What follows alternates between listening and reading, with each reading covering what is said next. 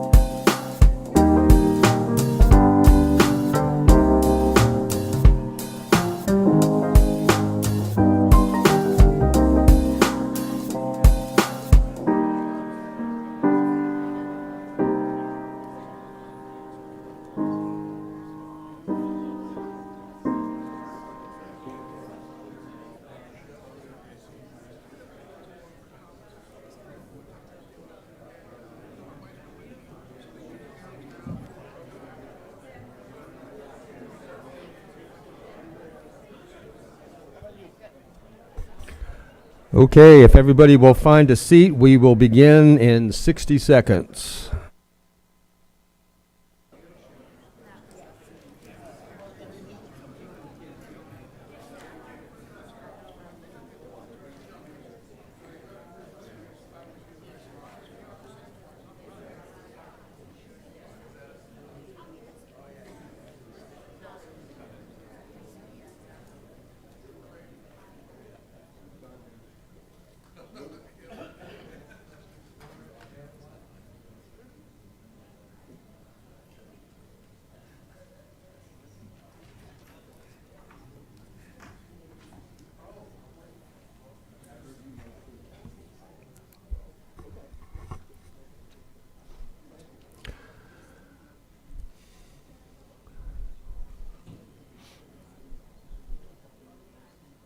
Is David now? Okay. All right. We will call the January 16th, 2024 Volusia County Council meeting to order at 4:01. And we will begin as we always do. In just a minute, I'll ask you to stand for the invocation, and then we'll go right into the Pledge of Allegiance. But I wanted to let you know before that if your faith group is interested in participating in the invocation, just send an email to the letter K, Green, at volusia.org. This is Carissa Green to my left, and she will get you all set up. It's open to all faith groups. So if you would stand with me this afternoon, we have Pastor Peter Migner of the DeLand Church of the Nazarene. It's an honor to be here. It's been a few years since I've prayed here in the council, and I appreciate the opportunity. I've been pastoring in the city of DeLand for 15 years now, and I think it's been about 6 since I've been able to pray here. So let's just thank God today for the opportunity to pray. Father, we thank you so much for being a God who gives grace each and every day. We thank you for the life that we have. We thank you for our county and our council members who are here to conduct the business of the day and of the month. We just pray that your wisdom from above would guide our hearts and our minds, that we would prefer one another above ourselves, to think of our neighbor more highly than we think of our own needs. So, Lord, help this council today and these in this chamber, we pray. In the name of Jesus, our risen Lord, amen. Amen. Allegiance to the flag of the United States of America and to the republic for which it stands, one nation, under God, indivisible, with liberty and justice for all.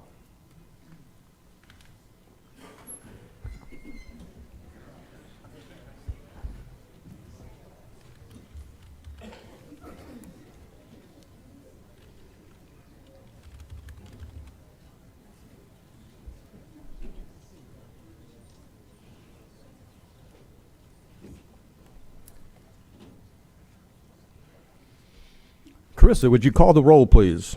Mr. Johansson. Here. Mr. Kent. Here. Mr. Reinhardt. Here. Mr. Robbins. Here. Mr. Santiago. Mr. Dempsey. Here. Mr. Brower. Here. We do have a quorum, and we will proceed, and we will start as we always do with public participation. Do we have any requests?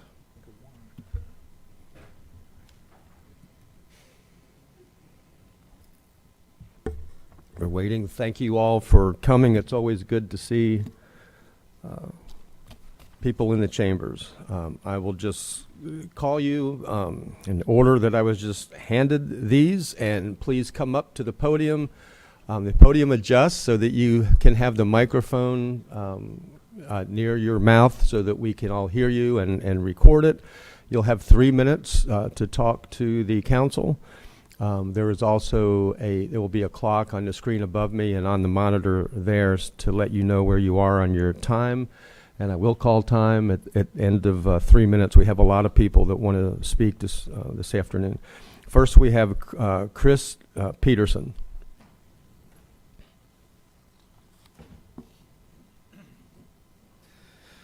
Commissioners, my name is Chris Peterson from Fortify Financial, 800 Waterford Way in Miami. Fortify is a PACE provider here in Florida. I'm here to address an ongoing issue between the FPFA, which is the Florida PACE Funding Agency, and Volusia County and its tax collector, as well as several other counties and tax collectors around the state. As you may know, back in late 2022, the FPFA completed a judicial bond validation, which included a preemption clause allowing them to operate statewide. My company, Fortify, is a PACE provider under the FPFA. However, Fortify does not have any influence over the FPFA, nor did we have anything to do with the judicial validation. At the time that the FPFA did get the judicial validation, Fortify did provide that to our outside counsel, and based on years of extensive case law, opined that it was valid, and we began in good faith on reliance of the court's validation order. After Fortify had financed these projects, the tax collector advised the FPFA that the assessments would not be placed on the property tax bills. Now, to clarify, I do not represent FPFA. I represent Fortify, its affected customers and contractors, and I'm here to help solve this issue so that your constituents can be spared from the crossfire of an intergovernmental issue. We believe the courts and the legislature will resolve the preemption issue, and we are supporting the legislation that's coming up here in Tallahassee. It still leaves us with a problem to address here in Volusia. We cannot pay the contractors for the PACE projects they have started or completed without assurance that the assessments will be on the tax roll. Just to give you an idea, there's 75 in progress, 78 completed, about 3.2 million. It's not a large amount, but those folks, they needed a roof. They needed to protect their home from the elements with windows and doors. That's the majority of these folks got roofs for insurance. And average FICO score of 610 with their interest rate of 9.7%. That's really hard to get. They're not going to be able to get that rate anywhere else. So your tax collectors indicated that they won't include the assessments on the tax roll without an ILA. So our proposed solution to this problem is a curative ILA. Be a short-term agreement that only encompasses the affected homeowners, allowing those assessments originated during that specific period of time to be placed on the tax roll so the projects can be finished and funded, and our customers can repay this obligation in the manner they anticipated, which is through the tax roll. We'll send around a draft of that curative ILA for your consideration. It does include a clause about not compromising anybody's legal position or strategy. We're trying to do everything we can to stay out of that. So our only concern here is to make sure these folks can resolve, folks can avoid this mass confusion, economic harm that they're currently experiencing. So again, we can resolve this with the curative ILA. I'll send it around. Hopefully we can open up a meaningful dialogue and try to make some headway and take care of these folks here. And happy to answer any questions offline. Thank you all. John Nicholson.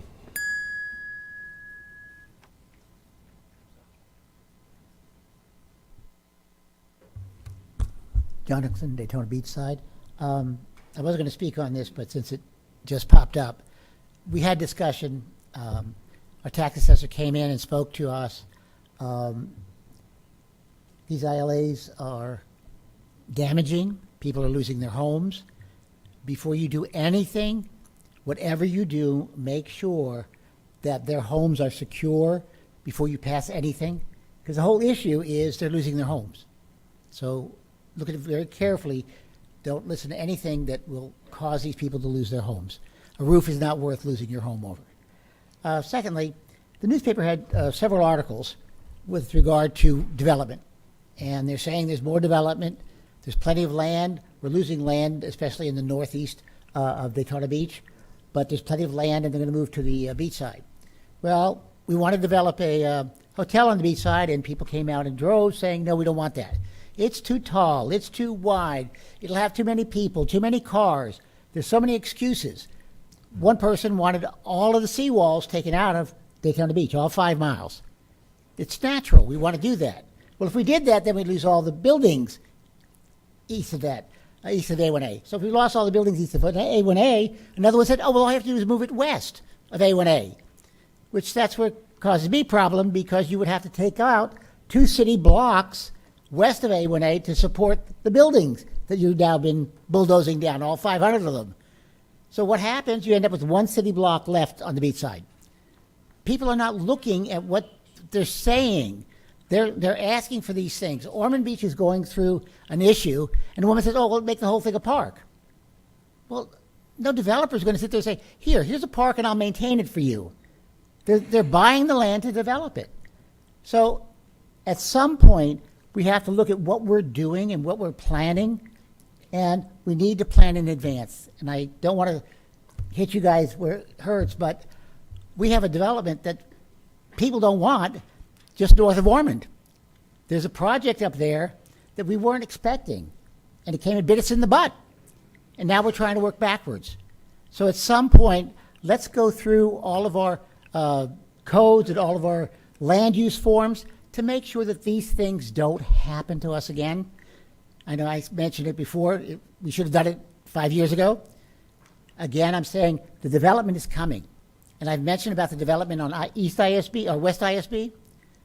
In the paper, that corner, the northeast corner of LPGA and West ISB, will be starting towards the end of this year. So it is coming to ISB. We need to widen that. And I'm sure all around the county, there are things that need to be done, need to be looked at. At some point, we need to do it now rather than later. Thank you. Eduardo Mosley.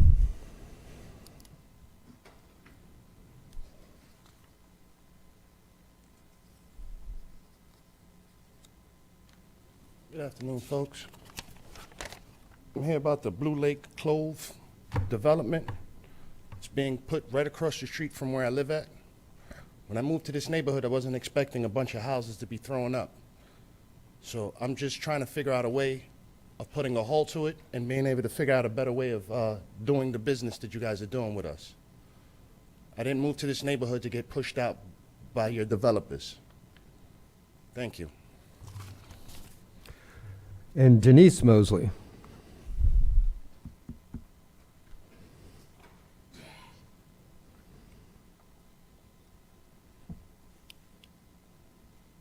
Good afternoon, everybody. My name is Denise Mosley. I'm here on behalf of the new development that's going up as well.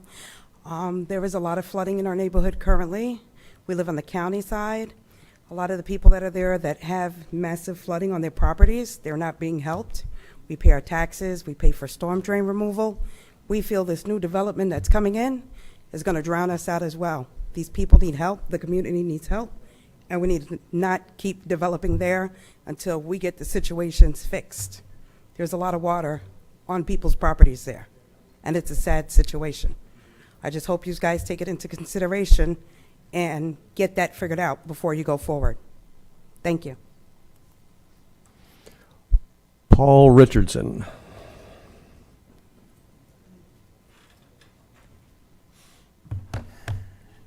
Afternoon, Council. My name is Paul Richardson of the Land. In case you missed it, it is the year of our Lord 2024. And unfortunately, that means that there is not one, not two, but 3 elections in Florida this year. Now, a lot of people have questions about the election process and results. In some states, it took weeks to get back election results. Arizona was a total disaster getting their results in a timely manner. However, thanks to years of reform after the 2000 election, we can get results in hours. With the exception of some minor nitpick complaints, I would say that Florida elections are the best in the country. I know for a fact that Volusia County Supervisor Lisa Lewis runs a tight ship and makes sure that the 2022 elections went off without a hitch. However, she wouldn't have gotten much done without poll workers.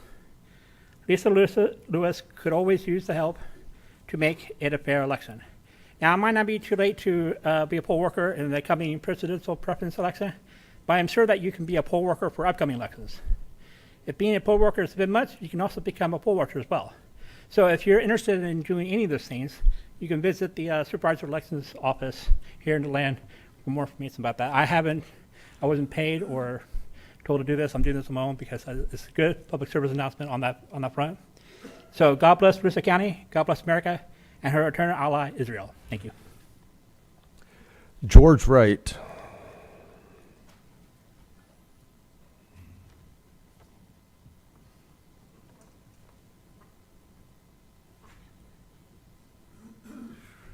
My name is George Wright. I'm here to talk about the Blue Lake Cove development that's going in next to me. I share a water line of 300 plus feet to the west of this development, and all the slope of the land is going downhill towards me. And the plans that I have seen, there's no way possible that these people can maintain the water on this property that falls on this property, and I will not I will not accept it and be flooded out like some of the places you have seen in the Land. Also, in this particular area, you have people who have been there for a long time. They've invested their lives in their homes, nice homes on nice lots, and this particular development is a whole bunch of little bitty homes. 20 by 24 last I saw, okay, and you're talking about 85 or more of them, and from what I understand, they're going to be rented or sold. There's the cul-de-sac off of off of Plymouth Avenue that someone built 2 years ago, and they came in and built one of these little houses. And it's been for sale for 2 years and has not sold, okay? And if you put these little houses in this particular area, you will devastate the property values of these people that are living there today. I mean, you will flat destroy their dream homes. Okay, that's all I got to say. Chris Barker.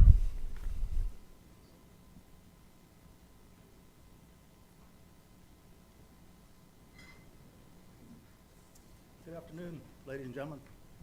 I'm also here against this Blue Lake Cove subdivision. I bought the place here in DeLand about 6 years ago. I need peace and quiet.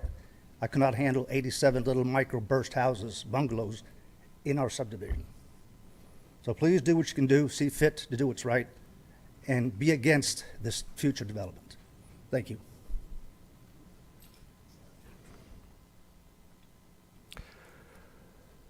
David, is it Moglin?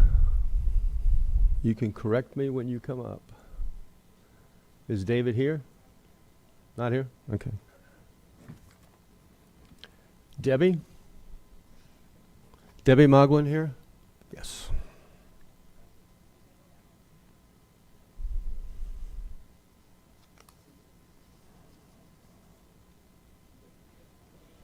Good afternoon, y'all. I'm glad I'm here. We've lived here 10 years, and it was such a nice, quaint community when we first moved here. But there's been so many changes and so many houses and the traffic, and it's just not like it used to be. And I know there's change. And one of the changes that's been proposed for a Dream Quest tiny neighborhood development called the Blue Lake Cove, it's going to be on the corner of Blue Lake and Beersford. And I live right near there. And there's going to be 87 of these small houses that are 20 by 24.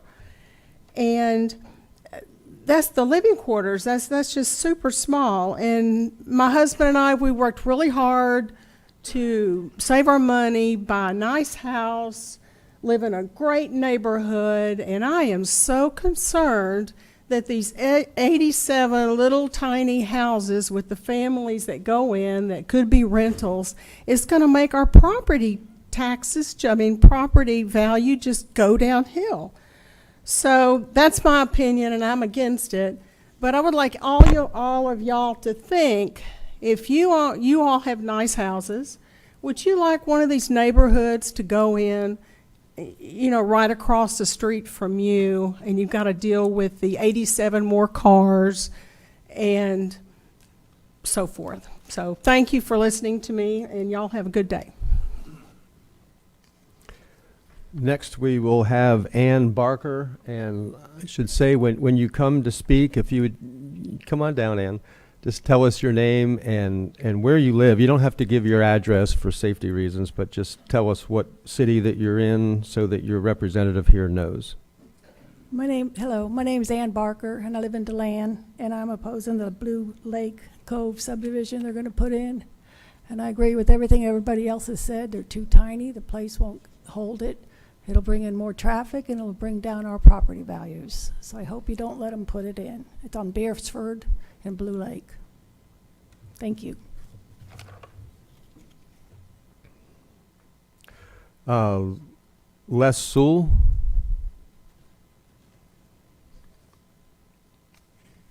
Followed by Mary Wayne Wright.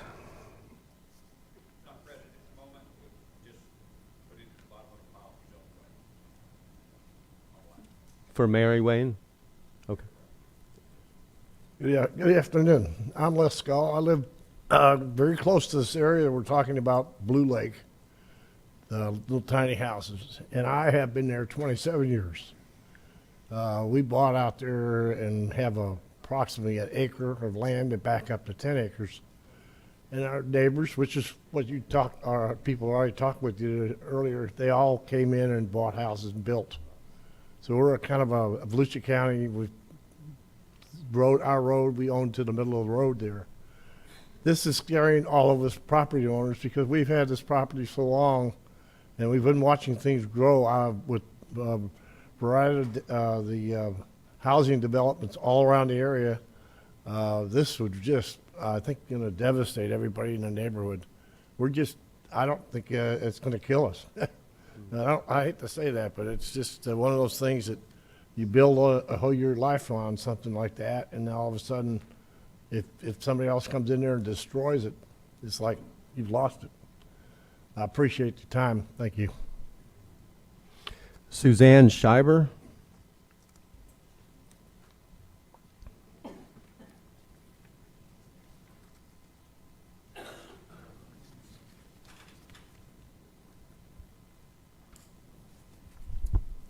Hello, Suzanne Scheiber, Ormond Beach, speaking on behalf of Drinking Volusia. In 2022, we took drinking water samples from the cities of Lake Helen, Deltona, Ormond Beach, and Oak Hill and sent them to the Cyclopure lab for PFAS testing. Ormond Beach and Oak Hill came back with none detected. Lake Helen and Deltona came back with PFAS and PFOA detected. Each Cyclopure PFAS test cost $79 and Drinking Volusia paid. PFAS are long-lasting chemicals known as forever chemicals. These chemicals are found in everyday household items in aerospace, construction, electronics, military, and firefighting, to name a few. They are found in soil, water, and air. These chemicals build up in your body and can lead to a list of health issues, including but not excluded to immune issues, thyroid problems, and cancer. We are providing the Cyclopure results to the county today. In November of 2023, we took water samples from Green Springs, Blue Spring, and DeLeon Springs to be tested for PFAS by the University of Florida. The university is testing water samples from 68 springs across the state for PFAS at the source. The results are expected in April. From the EWG website, the City of DeLand has PFAS detected. The local utility provided the test results to the federal DEP. Tap water provided by this water utility complied with federal health-based drinking water standards, but keep in mind that legal limits of contaminants in tap water have not been updated in almost 20 years. PFAS is not required to be reported on the annual drinking water by the city or any city. The city of Titusville signed on to a class action lawsuit against 3M and DuPont within the last 2 months. The companies are being sued for their role in creating chemicals that end up in water sources. PFAS and PFOA are not currently required tests by Florida DEP. However, the guidelines are in process and regulatory testing is expected in 2025. Has the county tested the water for PFAS and PFOA chemicals at the source? Please let us know where to go for the results. Volusia County and city governments with utilities selling water to the public have a responsibility to test for PFAS and PFOA and make the results of those tests known. Volusia County government and city government should be working together. Anyone concerned about PFAS in their drinking water can go to cyclopure.com and find out how to test your water.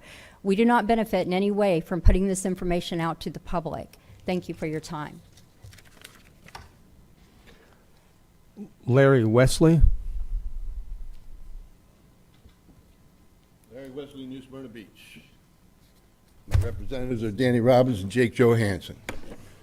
Okay, started the clock. Okay.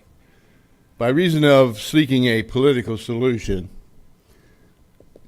rather than a rational solution to this fuel farm, you have put the Volusia County Council between a rock and a hard place because you're going to get sued, buddy. Belvedere wins. One way or another, Belvedere wins. I suggest you sit down and talk with them. The fuel farm issue and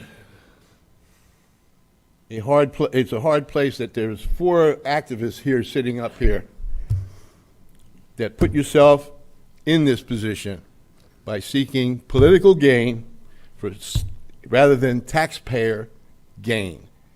Taxpayers are going to lose a lot by you screwing this up. You left 25 activists stir public opinion to stop Belvedere, proposed 9-month moratorium on industrial building. Look at it, you get 25 votes for your effort. Introduce my company, Skeezy Consulting. I'm a CEO of that consultant. I'm giving you free advice here, buddy. I have worked with OSHA for 23 years. Started in 1973. OSHA started in, they passed a bill in 1970 after a catastrophic fire in Pennsylvania. They got behind it. President Nixon signed it on December. It took him a whole year for Nixon to sign it. December 28, 1970. In 73, for bringing, I was hired by the Philadelphia Gear Corporation and I worked in compliance with the OSHA people there. And compliance saved our company by cooperating with management. It saved us many $1,000s of fees. Prior to 1972, there were no regulations to protect workers and those in the local community. Absolutely no regulations. We have them now to prevent any major accident and catastrophic event. There's a plan. OSHA has that plan and that regulation. It's been in effect since 1970. Our company, we had volunteers to receive training in industrial firefighting. We had classes in fire safety, first aid, CPR, all given by the company. At company expense, we got paid. Certain council members spread the fear for political reasons to help them get reelected. There's 2 of you up for election, aren't there? All right, irrational fears, looking for a real solution rather than fear-mongering to seek political gain. Council members vote no. Vote no on this proposal. It's ridiculous. Thank you. Those running for re-election Thank you. Your have time shown is up. voters political reasons Your to come time before the is Volusia up. County taxpayers Your for time is political up. gain. Thank you. Belvedere wins no matter what. Officer? Vote no. Thank you. Mary Wayne Wright.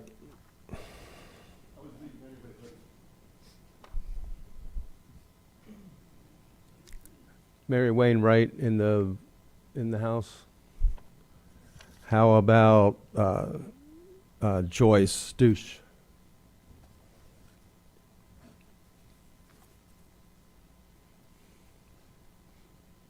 Yes, my name is Joyce Deutsch, and I live on Massachusetts Avenue. It's going to be right across the street from Blue Lake Cove. And I wanted to just discuss some of the issues that we have. I'm going to be directly facing the backs of these homes, all right? And I want to let you know a little bit about this South Massachusetts Avenue. All right, this county road hasn't been paved since 2005. It hasn't been repaved. I mean, we have no good infrastructure here. As the lady stated before, there's flooding, there's no good infrastructure, and we've got, gunshots on a regular basis out there, okay? So this is a problem. It's a problem already. So you're going to stick 85 to 100 homes across from the street from me. That's going to be a real big problem too. All right, and we've got, we've been fighting this since we moved there. We love our homes. All right, and if you look on the plat maps and everything, you can see that this is zoned R-3. Okay, R-3, that's urban single-family residential classification, is to provide medium-low density residential developments, preserving the character and existing or proposed residential neighborhoods. Okay, now R-3 is what we all are over there. From what you're proposing and what's on here, says that they're going to change that to PUD. Now, PUD is a lot different than R-3. Okay, you're going to be cramming people up in a neighborhood, and look at what they said on R-3: preserving the character of existing and proposed residential neighborhoods. Okay, that's for R-3. Now, if you put a PUD in there, it doesn't conform to our neighborhood. Okay, we've all got good-sized lots. They're not giant, but we have lots. Okay, we have space.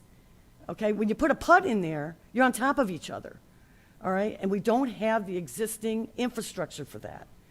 You're talking about maybe 200 cars. Okay, they have not paved our road since 2005. We got potholes, that your tire could fall in.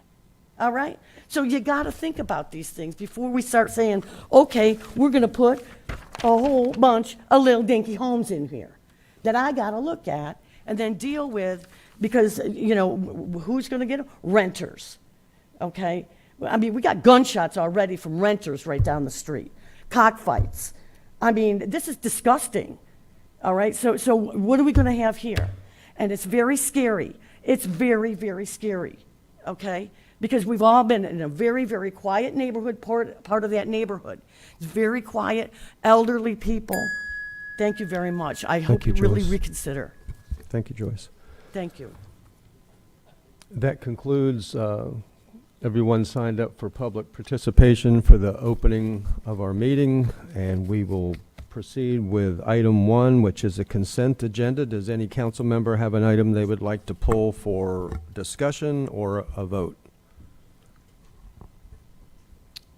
Chairman, I'll make a motion at this time to approve the consent agenda item as presented. Second. Okay. A motion to approve the entire consent agenda as presented by Vice Chair Kent and a second by Danny Robbins. No discussion. All in favor say aye. Aye. Any opposed? The consent agenda passes as written.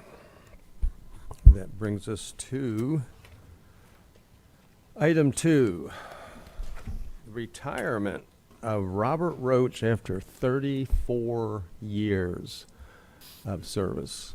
And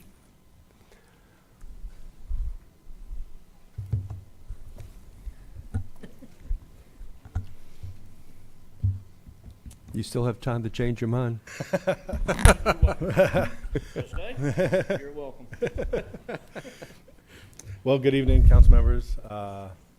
Ben Bartlett, Public Works Director.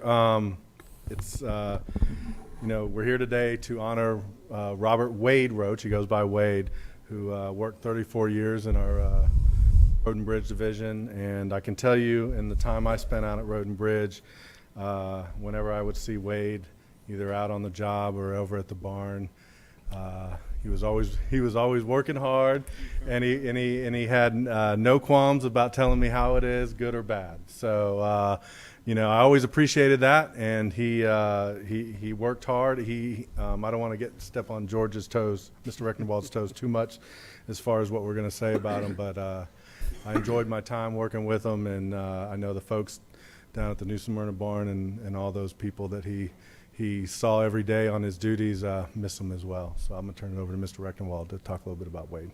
Well, thank you. Yeah, I had the pleasure of meeting Mr. Roach back when I came. Of course, he's had a few years on me, but I started out at Road and Bridge in 1997, and Wade was a equipment operator, heavy equipment operator out there who maintained our dirt roads. He's part of a whole crew out there that maintains over 1,000 miles of roads and almost 300 miles of sidewalks. They're out there in fair and foul weather. They show up, clear roads after hurricanes, and Wade's one of those typical guys who goes out and works. And yes, he'll tell you, speak his mind, and he does a really good job at what he's done. And through the years, as he started in 1989, he worked his way up through the organization. It's actually the Roach family has been out there for multiple generations. His father, William Roach, actually has a building, the office building out here in DeLand, was named after his father. Wade spent a good portion of his career over in New Smyrna Beach at the barn over there, worked many roles. As I said, equipment operator, motor grader operator, and then he became a right-of-way maintenance supervisor. So he's moved up into that title where he retired out on December 8th. He's always had also, you may have seen him recently, those of you at the fairgrounds, Wade's always had a passion for promoting agricultural education in our community. He's been a lifelong member of the FA and 4-H. He's been a board of directors member for the Volusia County Fair. I'm assuming, and I think I've heard, he'll in retirement, he's going to do a lot more outdoor things. He likes to hunt and fish, and we're going to miss Wade and all of those years of experience. People don't realize, that kind of years, and people will come in and they'll talk about what flooded and what happened such a year. There's someone who's been here for better part of 4 decades, and he can tell you what happens out in those areas and what used to flood, what didn't flood. Chances are he walked through it at one time, probably got down up to his chest in the water, yanking stuff out of pipes and ditches, because that's the kind of guy that they are out at Road and Bridge. So, again, we're going to miss you, Wade. I want to thank you for all those hard nights and thunderstorms, going out, going to work, getting a 2 hours sleep, coming back, and doing it again the next day. So I do appreciate that.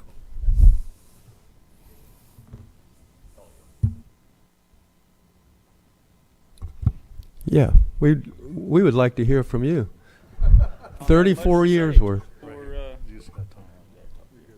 I don't have much to say except for the county was good to me, kept me employed, kept my family, good, and George and Ben are right, and Danny and some others know. I'll tell you how I feel about it, and honesty is the best way to get it out there. So, but no, I appreciate it, and nowhere near retiring, just time to be on my own time clock. So, but if y'all accept my thank you, I appreciate it, and that's all I have. Well, thank you as well. I bet every councilman up here could say that probably 90% of the calls that we get in are concerned road and bridge, public works. You guys do an amazing job. You have done really good work, and we would like to thank you. You deserve that. Have you ever maintained Lake Winona Road where it goes out to 40? Whoever's doing that is a magician. They're doing such a tremendous job on a road that's really hard to maintain. In the summer, it wants to be an accordion. In the rainy season, it's just perfect all the time. That'd be Jim Bogan, and I trained him on the grader. I'm not surprised. Well, please tell him thank you. Anyway. Anyone else on the council? Congratulations, sir. Enjoy yourself.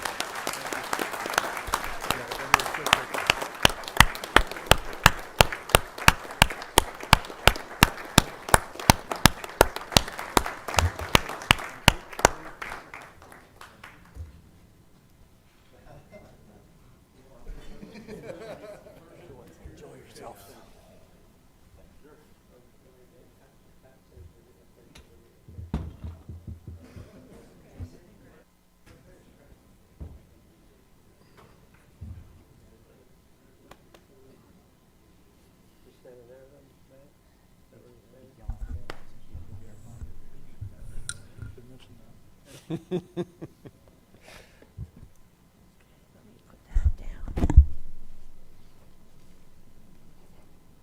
County Council, take a step that way, and you three take a big step that way. Okay. All right, this is good. Ready? Okay, one more. All done. Thank you.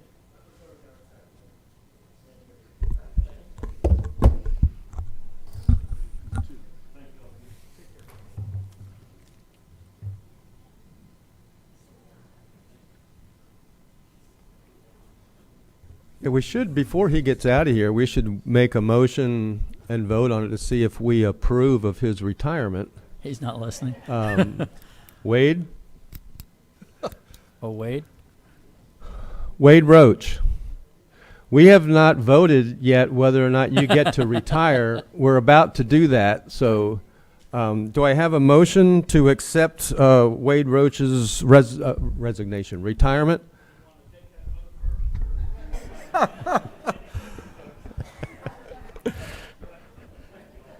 I'll make that motion to Thank accept you. his Second. retirement. I have a motion by Danny Robbins to recognize this retirement, second by Matt Reinhardt. All in favor say aye. Aye. Any opposed? You are free to move about the county. Item 3 is a confirmation of appointment of Nick Dunham to the position of Division Director, Resource Stewardship. Good afternoon, everyone. Clayton Jackson with the Community Information Division.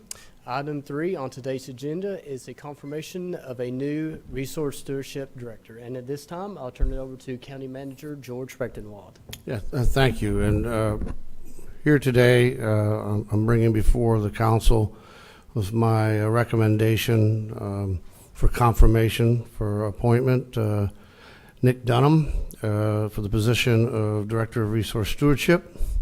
Of course, this is a division that we put together as part of reorganization a few years ago. This division oversees 4 of the most critical and popular programs we have: land management, the extension agency, and IFIS out at the fairgrounds, Volusia Forever, and Volusia Echo.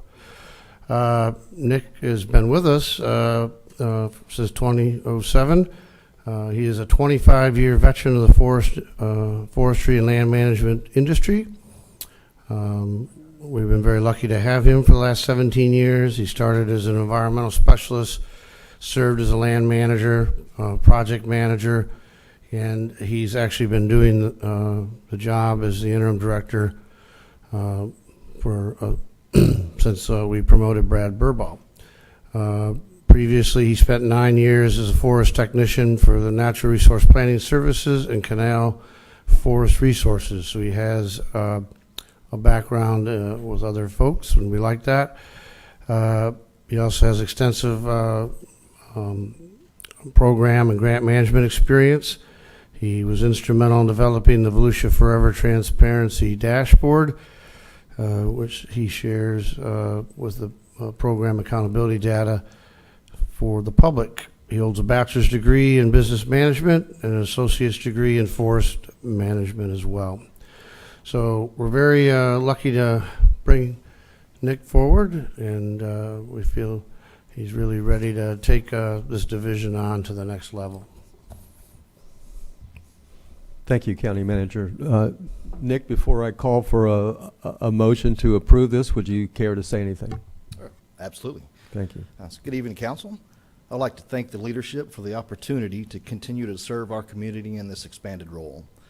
I would like to share with Council that I am committed to developing synergy between the land management, ECHO, Volusia Forever, UF IFIS extension activities within the division, while at the same time accomplishing the strategic goals you have identified for our government. We have an outstanding team of committed professionals in the Resource Stewardship Division, and I look forward to leading them to new levels of accomplishment and success. Thank you. Thank you. Is there a motion? I have a motion to approve by Matt Reinhardt. Second, Johansson. Second by Jake Johansson. Any discussion? Then all in favor say aye. Aye. Any opposed? Congratulations, sir. Thank you.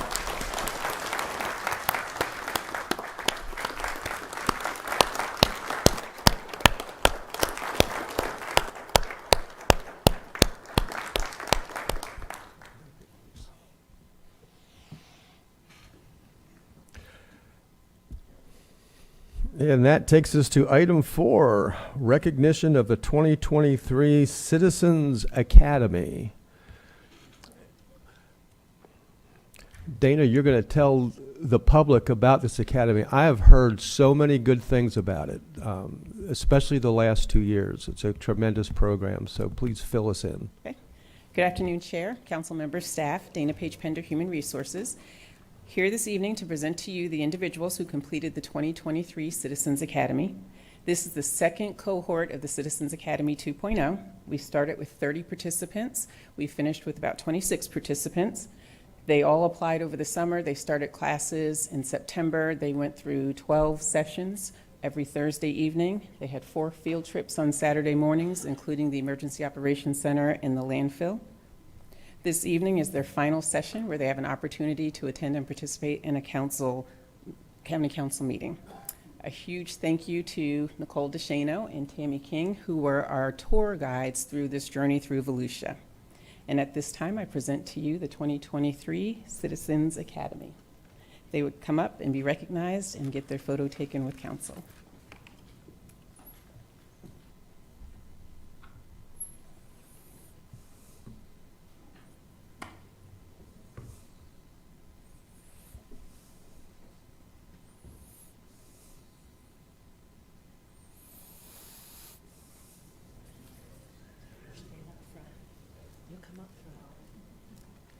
Let's see, will you come up, stand in the front row? And Suzanne, will you come stand up front too? Come stand in the front row, that's good. No, I'll make sure you're not in front of her, I just want to make the group not too wide. It's okay. All right, and can the bottom row take a huge step to the right?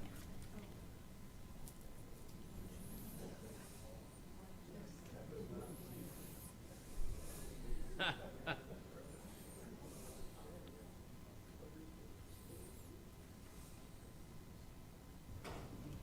this is good. Everybody smile. Wait. Okay. need the bot- tour guides all right, in the here. front row- oh, That's good. Okay. need the tour guides. Bottom, everybody up front, take another step that way. Yeah, squish in just a bit. This is good. Okay, ready? Whoops, you're blocking the lady behind you. Okay. This is good. Ready? Okay, Norm. Okay, we're done. Thank you.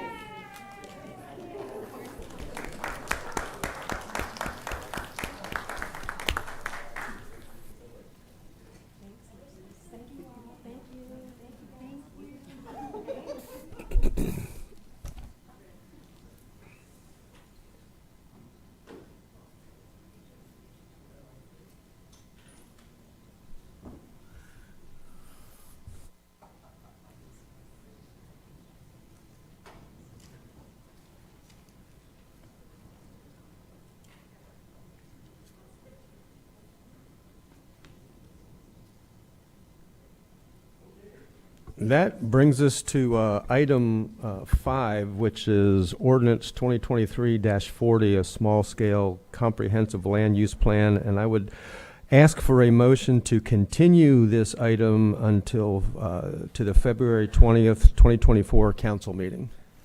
Motion to continue. Second, Johansson. Motion to continue is made by Matt Reinhardt, seconded by Jake Johansson. Questions, discussion? All in favor say aye. Aye. Boy, you almost missed it. Chair, you're doing just what we said, efficient. No, yeah, Did Troy though? left an iron on. We gotta get back We're on gonna it. continue. Okay. We have 2 members of the public that would like to speak to us. First, Paul Richardson.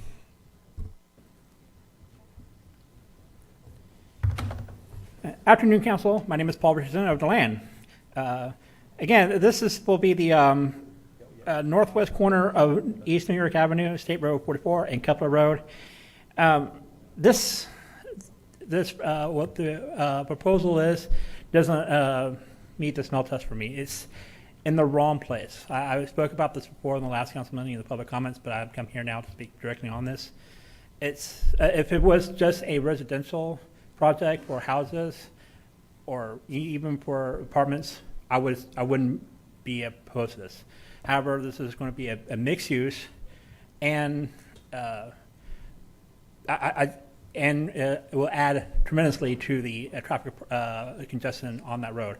I do live within the land city limits, but I do go through that intersection a lot, and in the morning it's really crowded, and if this project is approved, it will greatly exacerbate the problem. But like I said, if this was like situated on International Speedway Boulevard, I wouldn't have a problem with it. If it was just residential, I wouldn't have a problem with it. But as it stands, as proposed for mixed use for both residential and commercial, I don't think it would fit for that particular spot, and that right there.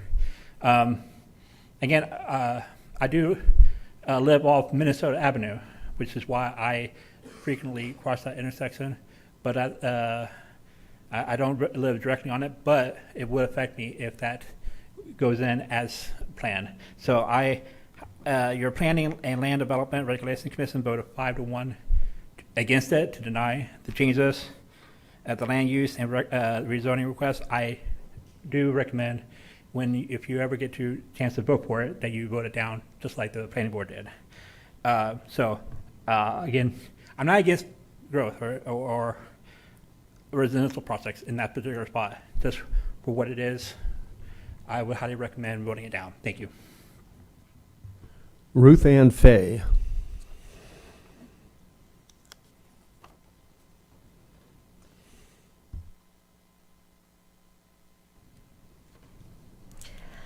DeLand has changed a lot, maybe too much in the last 30 years, which is when I moved here. My husband was offered a position teaching at Stetson. Martin Luther King Road didn't exist. Developments like Victoria Gardens didn't exist. It was a home for bears, birds, deer, and a Boy Scout camp. The Kepler, New York intersection is already congested during rush hours. Sometimes you have to wait 2 stoplight cycles before you get to the intersection. It's so bad I've started taking Blue Lake to Beresford or Taylor to Clara to go downtown. A while ago, you hoped to expand Beresford over to 44 or I-4. Trees were removed, but the roadside is a lake. Nothing's happening there. Are you planning to build a bridge? I don't think it would end the congestion on 44. It would just move it closer to I-4. You've already allowed 3 new apartment buildings around the Ace Hardware building. DeLand is not, and in my opinion should not be, a town with tall buildings. What tall buildings do we have? City Hall, County Council, the Hilton, some senior living centers? You will make DeLand ugly if you add tall buildings on the entry road from I-4. Adding any building, much less buildings for 450 people, will really make the intersection worse. Who is going to live there? More northern 2-car families? Illegal immigrants? You may think you will profit with more tax money. Instead, you will be lucky to break even, as police, fire, and ambulances will need more money. Tow trucks will block the intersection. You will have to provide water to new buildings. We have the worst water in Victoria Gardens. It has a food-grade petrochemical in it to protect us from lead poisoning from the old lead pipes. Please do not make DeLand more congested. Thank you, and I will close the public participation for item 5. Thank you for speaking. We have a motion on the floor to continue item 5 to February 20th, 2024. If there are no questions or comments from the council, then all in favor of the continuance, say aye. Aye. Any opposed? And item 5 is continued February 20th. Item 6 is a companion with the same thing, a rezoning of 40.22 acres. I would like a motion to continue that as well to February 20th, 2024. Motion to continue. Motion to continue by Matt Reinhardt, second by Danny Robbins. Questions, concerns? All in favor say aye. Aye. Any opposed? Item 6 is continued to February 20th, 2024, which brings us to item 7, budget resolution, appropriation of the Community Development Block Grant, Disaster Recovery CDBG-DR grant for Hurricane Ian recovery. Donna, take it away. Good afternoon, members of council. Donna Butler, Office of Recovery and Resiliency. Before you are actually 4 items. The first is a budget resolution, so items 7, 8, 9, and 10, that all deal with the Community Development Block Grant dollars for disaster recovery. The first is a budget resolution. In October 3rd, you all approved our action plan that lays out this budget. HUD subsequently approved that action plan and provided notice of that to us on December 5th. The next 3 items are progress. We have already received, I just got the latest update, I think it's 898, oops, I just lost the number. 892 applications we received so far for homeowner rehabilitation or repair. And of those, 113 so far have been approved. It's taken a lot for folks to get their information in, but we're moving quickly. And we're already prioritizing all of those that have been approved. So the process is, HUD requires that we do a formal damage assessment to get an estimated cost of repair. And then we also have to do an environmental assessment to determine if there's any environmental concerns with the property that's being improved. So item 8 is looking at the damage assessments. And there's a not to exceed of $6 million, in environmental assessments, a not to exceed of $3 million, and that will be for all homes that we move forward with. And then finally, item 10 is staff augmentation. While I'd like to say that I'm the best expert on CDBG DR that there is in this county, I might be that, but I may not have all of the talent that's required to get this done. So the staff augmentation gives us the opportunity to hire essentially professionals in the field that have been doing this around the country. They can work remotely, they can be brought here to provide some depth to our team that we may not have. And so rather than hiring full-time county employees to try and do those tasks, we can hire them for short periods of time and then let them go to do other things for other folks. So those are the 4 items in front of you, and I'm happy to answer any questions you might have. Okay, let's start with item 7, and so everybody can focus on that. Does anyone have questions for Donna Butler on the budget resolution? Matt Reinhardt. Thank you, Chair. I have no questions. Donna reached out to everybody, and I appreciate this kind of just moves the money, if you will, to where we can start this process. And I was really pleased to hear that 892 apps already. And this has been a big push of mine for the Midtown area, as well as some other areas over in Daytona Beach that suffered a great deal from that. And I know that the state is very critical as to what the money can be utilized for and how we do this. So this kind of falls into that category. So we're not going outside those lines. We're coloring within the lines, so to speak. That being said, I'd like to make a motion to approve. Okay, we have a motion to approve the budget resolution by Matt Reinhardt. Is there a second? Second, Johansson. Second by Jake Johansson. Questions for Donna Butler? Any discussion? All in favor of the budget? I'm sorry, Donna. Yeah, no, I'd like to have a brief discussion. If you recall last time, I think I voted against this only because I didn't believe, and I still don't believe, there's enough money being allocated for infrastructure. I'm just going to maintain my no vote on this proposal only because I would like to see much more money. I think last time I think there was a certification that we needed 100,000 or 100 million for infrastructure, and we're only allocating half of that through this budget proposal for infrastructure. So I'm going to maintain my no vote on this purely because I'd like to see 50 million come off of the single family repair section and have that allocated to improving our infrastructure, because we have a lot of flooding problems around here. There's a lot of infrastructure issues that need to be addressed, and I think that should take priority over single homes. I think there's a lot more infrastructure needs, and I think we've already been certified for 100 million, and I think we should use that to the fullest potential for infrastructure. So I'm a no vote on this. Okay. I don't disagree with you, Troy. Before I call on you, Donna, would you clarify that? Because I believe there's well over $100 million for infrastructure. Absolutely. Here. So before you, as part of the action plan, and this was well discussed at our last meeting, where the action plan was brought up back in October. So before you see the unmet need on the left-hand side of the numbers, and you'll see 101 million for infrastructure. And then in the program allocation, you'll see $50,000.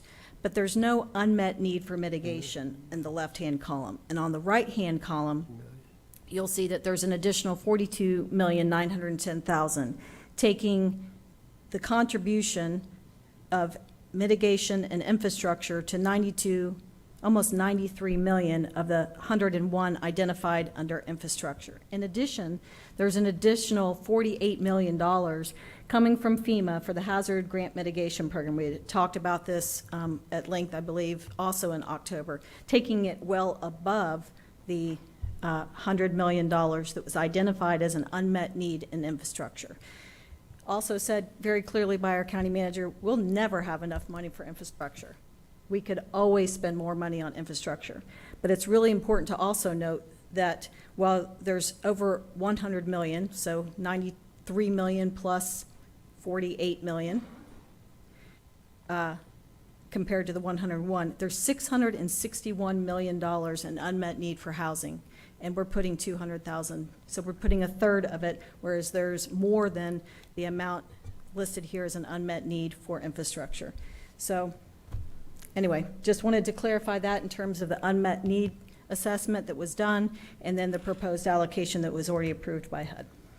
Okay, for questions, Vice Chair Troy Kent. Thank you, and Chairman, and really I don't think it's a question. It's more of a comment to Councilman Dempsey. I appreciate that you brought that up, and I appreciate the response we have from Ms. Butler, because, you know, what we're hearing is what's different from what you're looking at, you know? So I agree with what you're saying about, hey, we should be putting more into infrastructure. And it makes me think down to item 10, or look at item 10 actually, where we just heard that we're not going to exceed $10 million on outsourcing jobs, not jobs here, but I guess remote jobs where experts outside of our area. And I'll talk about item number 10 when we get to it, because there's a little bit of heartburn that you may be able to relieve for me before I vote on it. But Councilman, I just think that I think your comment is well received from me. Mm-hmm. And I hear what you're saying. The response, I don't know that it completely satisfies it. I wish that when you look at infrastructure, the unmet need, there was an asterisk or something pointing down to mitigation, so there wasn't like this question mark that we had about exactly what you were talking about, the infrastructure needs. And I agree. There's a need in all of it that's unmet, and we need more money, more money, more money. But at some point, those three words jump into my head, you know, stop the insanity. This is taxpayer money, and at some point, other communities, other counties, other states, they need help as well, you know. So thank you, Chairman. Don Dempsey. The only thing I would say is, why are we calling, I guess this is maybe a question for Donna, why are we calling it, if we're saying the infrastructure and mitigation are the same candy wrapped in a different wrapper, I mean, why don't we just call this all infrastructure then? Because HUD identifies $42,910,000 as must be spent money towards mitigation. Okay, we so don't actually have to spend money on infrastructure, but we do have to spend money on mitigation. That's why it's in two separate categories. So theoretically, we could still allocate this money as $101 million for infrastructure, $42,900,000 for mitigation, basically yielding $142 million towards infrastructure. You could have done that back in October. If you would like to make a change, we will have to start the process again. I understand. Well, I was a no vote last time, and I'm Understood. just being consistent. And if I can refresh your memory, last time we were talking about these individual home repairs, we had houses that were tax assessed at $150,000 being allocated $150,000. You know, so that still kind of left a little bit of a sour taste in my mouth. And I would much rather see as much money as possible go to infrastructure, whether it's called infrastructure or mitigation, whatever you want to call it. I want it to go to help the masses as opposed to individuals. And so that's why I'm a no on this budget. Thank you. Councilman Jake Johansson. I hate to do this, Chairman, but I'm going to ask some questions. Donna, the infrastructure unmet needs, that's not all the infrastructure we need in the county. Those are the unmet needs that meet the parameters of the CDBG DR program as identified in our action plan. Is that correct? So it includes information from our hazard mitigation plan that the cities and the county's emergency management department or division had been working on. It also was from cities that submitted projects to us. There are a lot of, probably not going to say the right word, but a lot of work that he also be considered maintenance work that probably to upgrade stormwater or other utility systems that would prevent some of the flooding from happening, and that's the mitigation side as well as the infrastructure side. It could go either way. Right, but the federal CDBG DR program doesn't broadly define, but almost defines what an unmet infrastructure need is. It can't be just anything we want it for. That's correct. Okay, so and by the Donna math, we got over $140 million worth of possible use of infrastructure. Correct? Correct. So it's, Okay. Yep. Yep. Just I did the loose math. Regarding the homes that may cost $150, is it safe to say that we could do it cheaper if we weren't under the federal CDBG DR guidelines? Probably. Is it fair to state that because the way we have to contract in the government that it would cost more than if me and you did the same window repair or roof repair on our own? Probably. Okay. So due to federal regulations, we're spending more money than we probably want to on things we don't want to, and they don't always make it to the end user, or in this case, to our infrastructure. We wouldn't have this money if it were you or I in the implementation. Very true. Very true. So, okay, that's all I have. Thank you very much, Chairman. No, thank you. There's good questions. I have a kind of a long question for you. You know, you're well aware there's criticism of this program. There's a lot of people that are really looking forward to it. The criticism is that it's made to look like we took this money out of the general fund to put into low-income housing. This money, it is still taxpayer money, but it comes from the federal government. Everybody in the U.S. put into this, and maybe some borrowed money from China.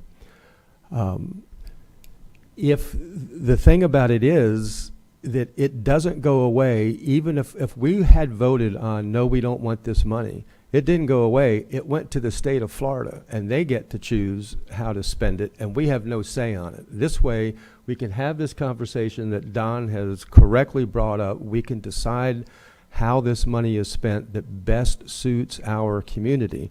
My question is, the same as it was last time, if we vote to change it, you said then we start all over. Tell me what that looks like, please.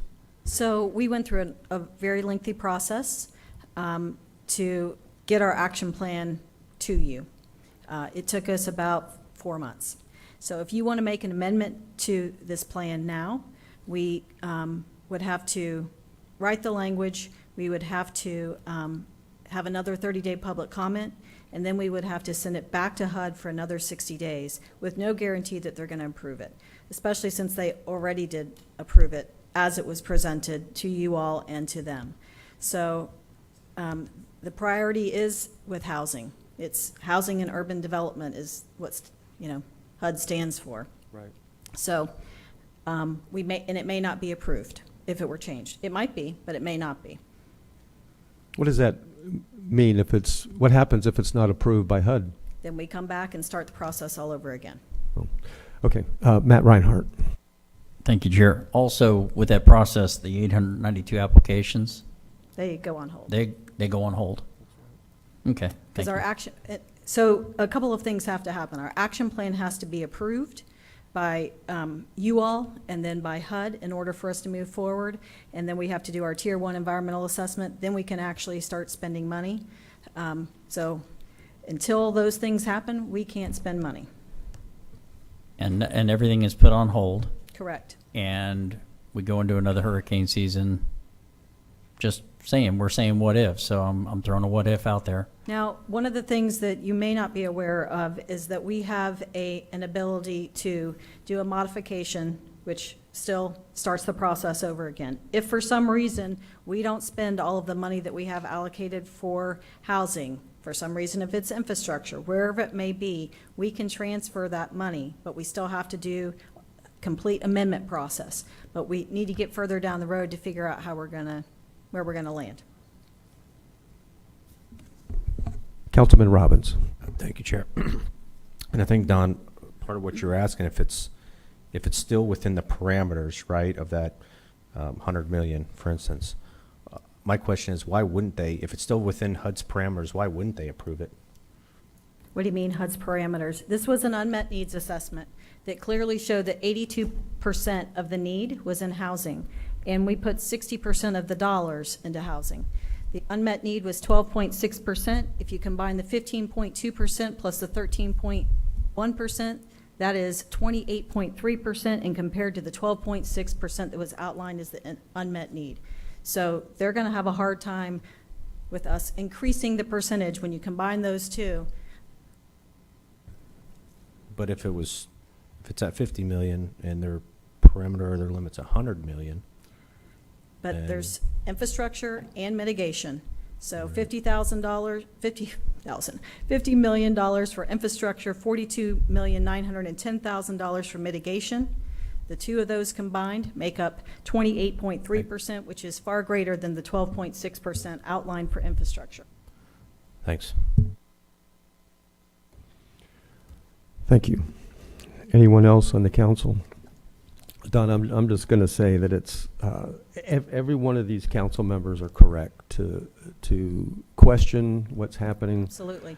However, I think for me, Matt brings up a salient point. 800 and how many homes? 892.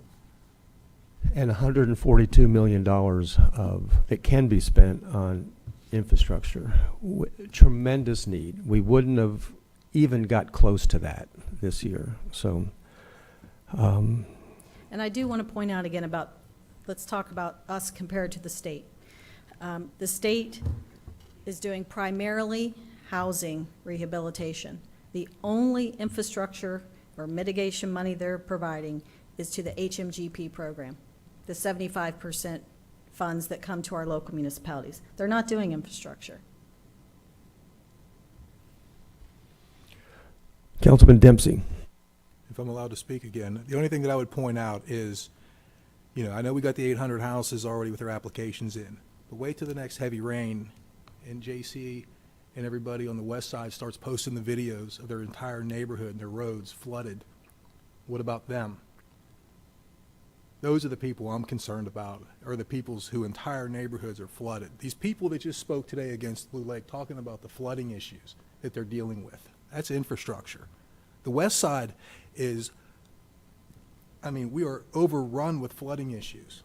We need to allocate as much possible for infrastructure to fix the problem on the west side with all this flooding, Lake Gertie, all down on Kepler. I'd rather see that money go to fix that than these 800 homes. I'm not trying to be an ogre. I'm not saying strip them of all the money. But come on, we can take 50 million off of the individual home fund and put it more towards infrastructure, and let's fix the bigger problem. Because, Jeff, I know you've seen all those, Mr. Chair, I should say. You've seen all the videos. You know what's going on over here on the west side with all the flooding. We need to fix it. And we've got potentially, I don't think she said 142 million that we have now. That's what I'm saying. If we had the 101 million in infrastructure plus the 42 million in mitigation, there's your 142, 143. What they're proposing is 92. 92 plus the $48 million coming from FEMA for hazard mitigation. Well, I'm just trying to say, I'd like to maximize. Hold on a second. Is that part of this 328? It is not part of the 328. It's in talking about- addition to the money. So then That's we would awesome. have 140 million being spent. I'm talking out of the 328 pool that we're talking about.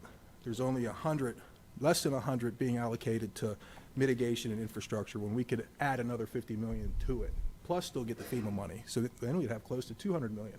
Mr. to Chairman, fix. can we move to discussion? Yeah, that's what I was going to. Yes. Okay. Okay. If everybody's done questions, we will move to discussion. Did you, Danny Robbins, you're up first. Chair, that's what I was going to say, move to discussion. But Don, if you have a motion to make, sounds like you do, make it,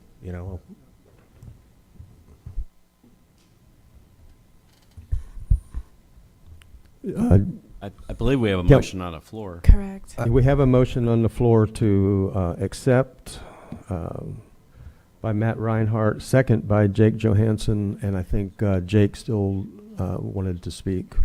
Yeah, I'm ready for discussion. So I don't like spending money where I'm with you. But I guess I'm in a unique position to know where federal and state money comes from and where it doesn't.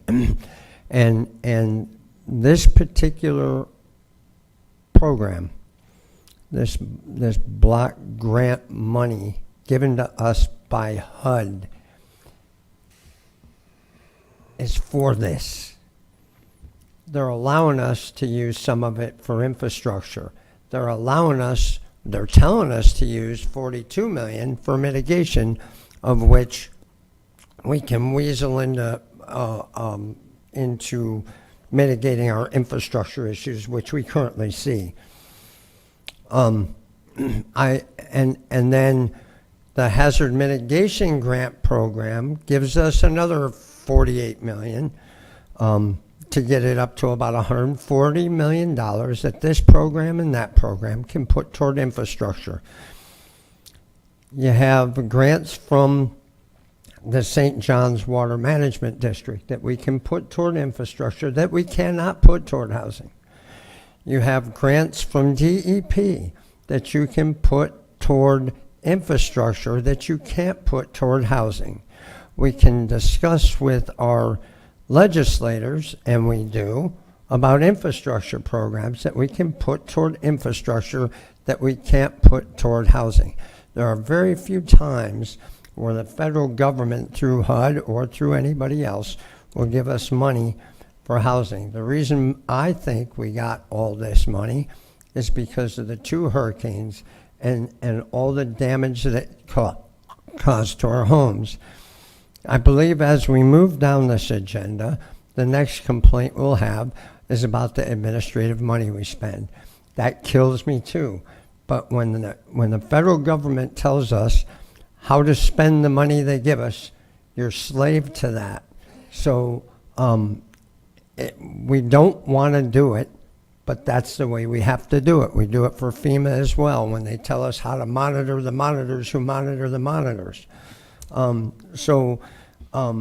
not saying we're stuck with this, but I think this is a good balance. It's a peanut butter spread. We could use all 300. If they gave it to us and said, just do what you think is best for it, we'd probably be peanut butter spreading it worse than this because everybody would want a piece of it. So in my opinion, having done this a few times, is this the best breakdown? No, but it's a breakdown we approved back in October and asked staff to move forward with. So, and we're not the pros, they are. So I'm going to support this as it's written. Thank you. Councilman Dempsey. If we're in discussion, Jake, the only thing I'm saying is if you're saying infrastructure doesn't apply to the homes, you haven't seen the neighborhoods that have standing water and the mosquito problems. Don, I'm an at-large rep. I have. Okay. Yeah, well, then I'm just saying that infrastructure includes housing developments in neighborhoods that have standing water, for months at a time. And there's health issues to homes, even if you apply it towards infrastructure. The last time we were here on this, I had the impression that we could allocate $100,000 to infrastructure. I don't think what I'm proposing is out of bounds with HUD. I think we could, but we didn't. You're right. I was the. Yeah. I'm being consistent. I voted against it last time, and I'm voting it against it this time because I want more money towards infrastructure. I want to maximize the amount of money towards infrastructure because we got mass flooding here. It's not 800 homes that are flooding. It's thousands of homes that are being flooded throughout our county, and I want to fix it. I don't want to fix just 800. I want to fix thousands that are affected, and that's why I'm a no vote on this. Thanks. I agree with you, Don. One of the things that we could do is stop approving all the development under the same development pattern that we're doing, causing the flooding. Donna, I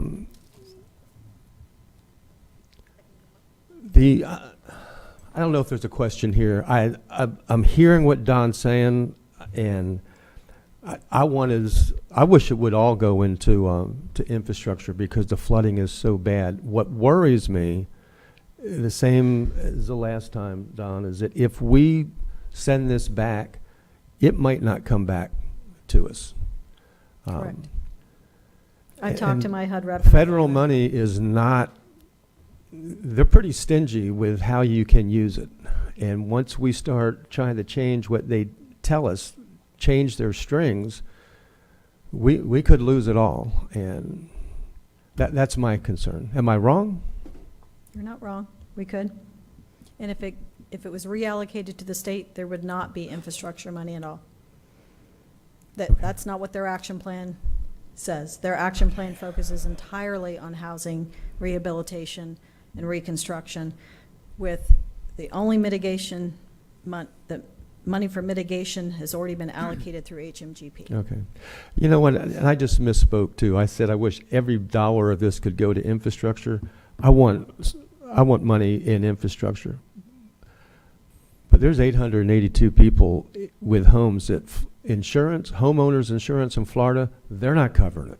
These people are just left out. It's hard to get insurance in Florida now, and so it puts us in this position. Vice Chair Kent. Council, I think that Councilman Dempsey brings up an extremely valid point. I'm on the side to approve this and vote for this because of what I've heard from much of you, but whenever I sat down with Ms. Butler months ago and went over this plan, the reason I'm talking again right now is I just heard something and I need clarification on it. Sure. And that was, it's almost like I don't want to go into fear mongering and scare tactic, but it's almost like if we don't do this, we could lose it. And I heard you say, we could. We could, we might not. But I thought I heard you say earlier that we could send this back, get it 30 days, open it up 30 days, let the public talk about it again, and get it approved again. So what is it? Can we do? What I'm saying is that it has to go back to HUD again for an addition. So first we make an amendment. We have to post it online for 30 days for public comment and have another public hearing. Then to go back to HUD for another 60 days. They have the ability to approve or not approve. They've already approved it once. And we don't have data at this point to substantiate making an amendment. If we make a substantial amendment at another point, say we get through this and only spent $100 million of our housing, and we want to move the remaining amount over to infrastructure. Well, we're going to show we only had this many applications. Of this many applications, only this many were approved. So therefore, we can't move forward and spend that money. We need to move it to other projects. But we don't have data to substantiate that. So it's going to be based on a council action, a council priority that differentiates from the data that was presented to you in your unmet needs assessment. We can do it. We will send it back. If that's your direction as council, happy to follow your direction. But we are at risk because they have already approved it. We are at risk of it not being approved. What percentage of that risk would you say? I don't know. Yeah, of course not. And, you know, I haven't heard 3 people up here today say that they're totally against it and going to vote with Mr. Dempsey. I haven't heard that. I don't think that this is in jeopardy of losing. I just said I'm publicly going to support it. The only thing I don't like is this now fear piece that's been put out there. It's like you can do it. Oh, but by the way, now you might not get approval with it. Well, what's the percentage? I don't know. I don't like that. I feel like it's a little heavy-handed, and maybe staff will say, well, you know, we just want to make sure you understand all of the consequences that could happen, because if this comes back, you all do this and it comes back and you don't get any of the money, well, there you are, you know. And we covered ourselves because we wanted to make sure we told you about that. I didn't hear that up front. I heard up front we could do it. It would slow things down a little bit, but it could happen. And now I'm hearing, you know, well, if you do it, you might lose it. And I apologize. That doesn't feel good. If I was less than clear, there's always a risk that it won't be approved again. So if I was unclear at that back in October or earlier today, I apologize. One other question for you. Sure. The 882, whatever it is, homes, do any of those come to us for approval, or are they just all approved in mass? No. For individual home repairs? So each of them has submitted an application. We're working on getting their documentation, which is quite a bit of information. They have to provide their tax return of a variety of different things to determine them income eligible first. So those 113 that I talked about are income eligible. If this goes forward and we then also approve the damage assessment and environmental assessment vendors, that's the next step for them. Those folks will go out and start doing assessments to determine, A, did the house receive damage during this storm? They have to show photo documentation and so forth, and then how much that cost is, so we can determine whether it's a repair or a reconstruction. So all those decisions are made internally. None of that comes back to the council, look at each home repair item? Okay, thank you. County Manager George Rechtenwald. Yeah, thank you, Mr. Chair. I just wanted to maybe back up a little bit. I think Mr. Kent makes a good point. I don't think there was any intent to do any kind of scaring. It's just a possibility. I think probably the bigger thing to look at is it went out to the community. We had community meetings. We've met with every city to put that plan together. The percentages meet what HUD wants to meet. And to Mr. Johansson's point, they're looking for those percentages to get started. And that's really what this is. This is an action plan to get started. And it is HUD, Housing and Urban Development. Their number one, the H, is for housing. So that's their priority. So they do look at it like we're going to give you a little bit of money towards, or percentage towards, infrastructure and mitigation, but we want a big chunk of it to go to housing under that program. But they're willing in their program to say, get started, and that's one of the reasons we have some of the people that in these following items coming up, the experts who do this across the country, and then they'll help us build that database that says, you know, it doesn't look like we're going to need that much in housing. We really would like to put it in infrastructure or economic revitalization or any of those other categories that it could go into.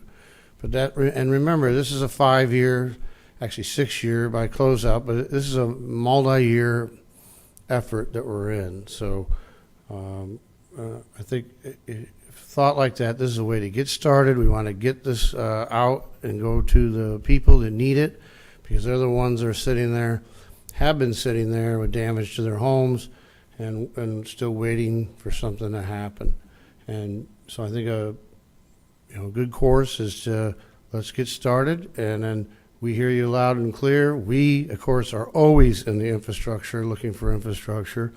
I do want to remind we have about $45 million in ARPA money that's being spent right now in stormwater and infrastructure-related projects, and that's just the kind of infrastructure that would, civil infrastructure. I could say even more if you got into some of the other monies, and that's just in the county, because remember the cities have money as well. They have money separate to us, and some of this money will go to cities as well. This is not just a county unique program, but what is unique is that they gave it to the county to administer, and many other times it goes to the entire state. And then, as Donna has said, well, then they'd be making the decision on the percentages. So we are getting it, and we're getting to take 92 million of it and put it towards infrastructure that I don't think we would have had it gone directly to the state. And that's what happened. And if you look in other places like South Carolina, North Carolina, those other places, they went to the state. They chose to have it come here. That's very unique that they did that. They did it for us, Sarasota, Orange, and down in Lee County. And I think you'll find our percentages of what we're doing fall in line similar to what they're doing. And again, it's the beginning. We can definitely shift it as we see. And again, and the message is out there. If we have anything left over, infrastructure is where it's going to go. Okay, thank you. I don't see anybody else that wants to comment? I thought you were pressing your button.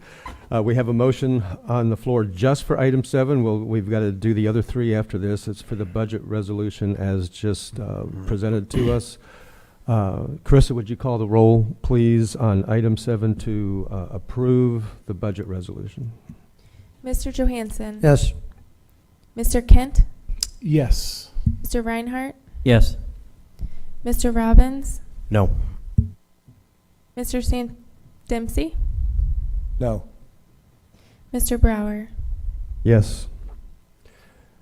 And so the motion is approved 4-2.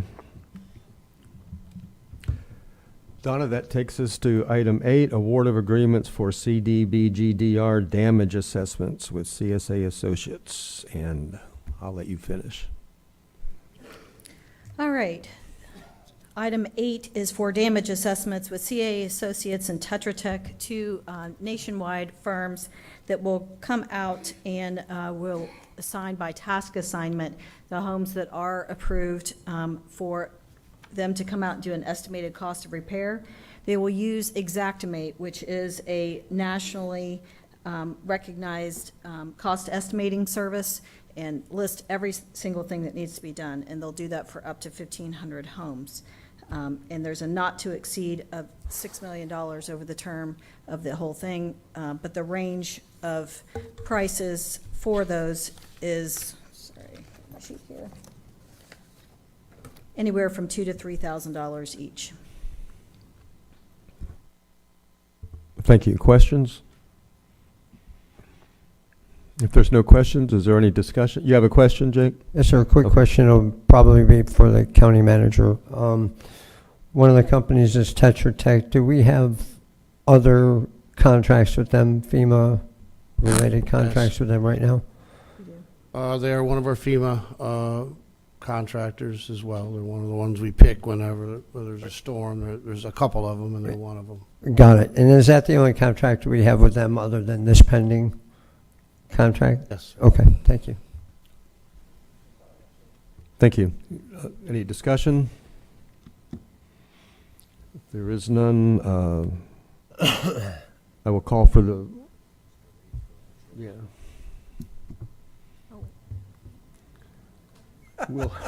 We'll stall. There you go. Yes, sir. Call for a vote on item 8. All in favor, say aye. Aye. Any opposed? Item 8 carries unanimously. Pardon me? But can you clarify who made the Oh, nobody. Motion approved, Johansson. Second, Kent.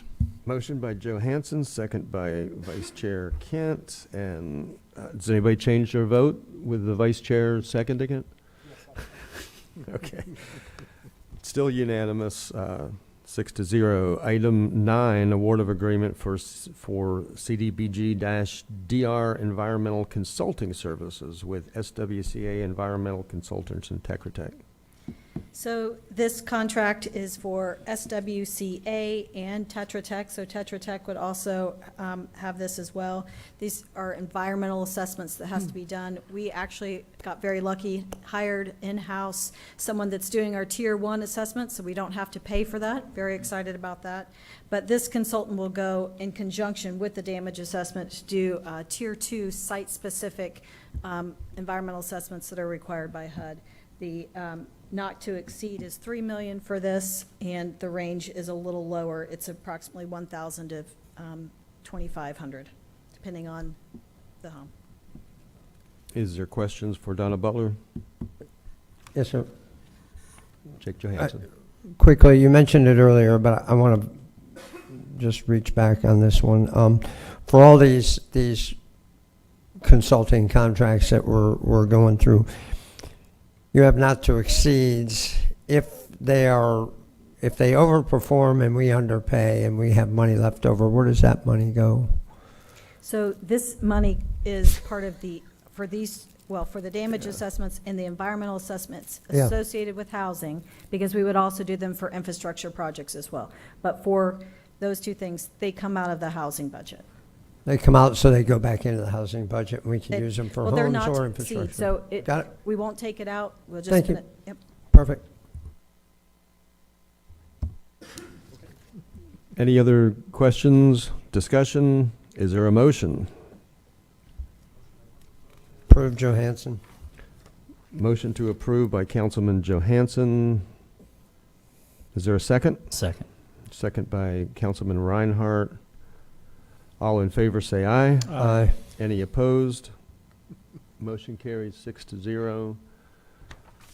Item 10, the last part of, isn't this the last part? Yes. Award of agreement for CDBG-DR staff augmentation with GrantWorks, Inc. at 23P. Go ahead and finish that. Sure. So this last contract at this meeting, we'll have two more at the next meeting, is for an as-needed staff augmentation for things that we may not have. And there's a list in the contract, but it includes things like a relocation specialist. So if we need to help someone relocate because they're doing a buyout, or a buyout specialist, so that we don't have to hire those folks on, we can hire somebody that works a couple of hours on a project, and then, you know, we're not paying benefits or anything like that. So that's what this contract is for, and I'm happy to answer any questions. I know, Vice Chair, you have some. Vice Chair Kent. Yeah, and council, if you don't mind, actually, these are more some comments, maybe with a question mixed in.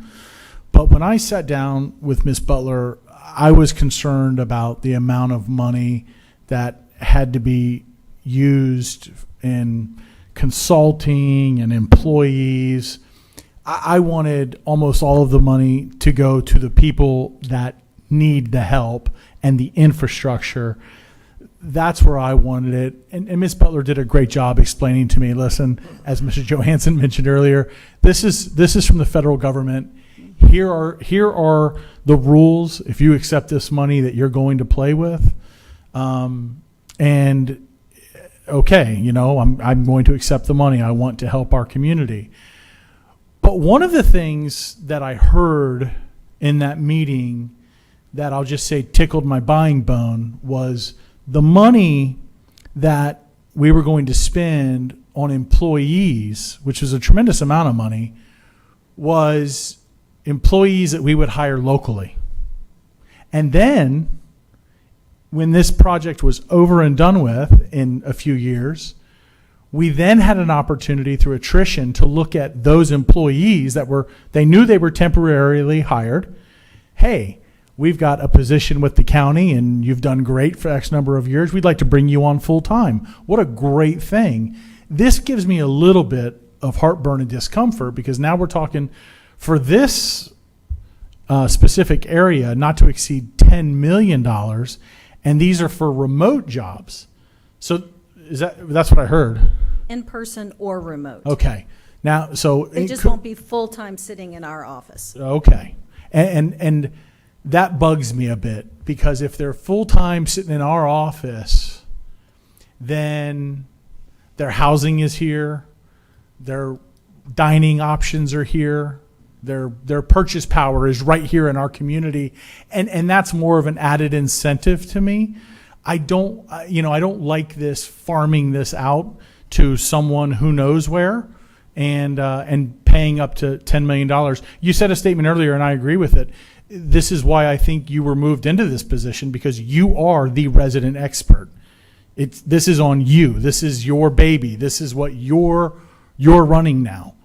And I think that was a wise decision by Mr. Rechtenwald to put you in that position. So I'm very confident with you being that expert and running that and finding another more appropriate use of that $10 million to keep more of the bang for our buck right here in our community, unless you or someone else can sway me differently. I feel your concern. I don't really like the not to exceed of $10 million either. I would like to spend as little of my resources on consultants than I absolutely have to. I absolutely don't like. And not to interrupt you, but here's my concern. Sure. If we give you not to exceed $10 million, you might spend up to $10 million. You might not, but why are we doing $10 million? Why aren't we doing $300,000, $500,000, why are we jumping? I mean, $10 million, that's a ton of money. Absolutely. And frankly, I don't know, I'll be quite honest, exactly what the cost is to have somebody come in and help us do some of the work that we needed done. I'm going to give you an example of the one thing that I most think that we need, and that's help with duplication of benefits. So HUD puts us on the hook if we ever make a mistake with duplication of benefits, and we would have to pay out a general fund. That makes me nervous. I want our duplication of benefits work to be perfect. However, if I hire a consultant to do it, they're on the hook for any mistakes that are made. We aren't. So that's one of the things that we're looking at. But I'm also really interested in just being trained by someone that really knows how to do it, train our staff, and then let us do it. So I'm not an expert in duplication of benefits. Do I think I can learn it? Absolutely. But I do appreciate the fact that the person that we're potentially hiring has 31 years of CDBG and DR and has managed $18 billion. It's my first go around with DR. I've done a lot of work with CDBG. So you've got a person, what are you projecting you're going to pay this person or their company? Not $10 million. It's an hourly rate. So a lead project manager makes $189 per hour remotely. Are they also working for Mr. Dyer's law side of what's going on at $189 an hour? Mike, maybe you can get some extra support from them as well at that hourly rate. I know. It's high. I mean, who in Volusia County is making $189 an hour besides a handful of people I know? All right.